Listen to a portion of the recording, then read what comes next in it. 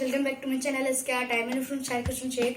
तो आज जो वीडियो है, इस वीडियो पे मैं हल को ड्रॉ करने वाला हूँ, पेंसिल कलर से ड्रॉ करने वाला हूँ। तो आज जो वीडियो है, इस वीडियो पे मैं डूम्स के जो पेंसिल कलर आते हैं, 14 शेड्स वाले जो पेंसिल कलर आते हैं, उससे मैं आज हल को ड्रॉ करने वाला हूँ। तो पहले मैं जो कैमलिन की पेंसिल कलर आती तो उससे कर रहा था, लेकिन अब तो जब वो खत्म हो गई है तो मैं इसके पेंसिल कलर से यूज करूंगा और ट्राई करूंगा कि आपके लिए बेहतर हल बना पाऊँ। तो ये मैं पहली बार यूज करने वाला हूँ, इसलिए मुझे पता नहीं क्या होने वाला। तो चलिए वीडियो को देखते हैं कैसे।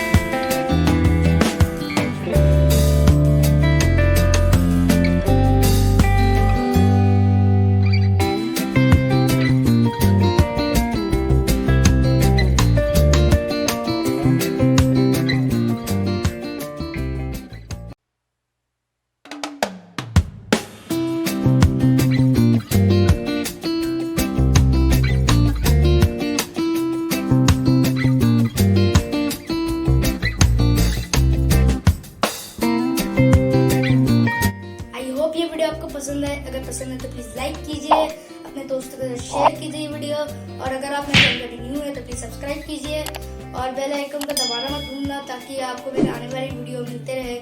तो आपने देख लिया मेरा हल कैसे बना लिया। अब मैं ऐसे ही कुछ क्रिएटिविटी आर्ट लाऊंगा आपके लिए जो आपको लोग पसंद है, और मैं पेंसिल कलर तो लाते ही रहूंगा। तो मिलते हैं अगले ऐसे क्रिएटिविटी वीडियो के साथ। थैंक्स।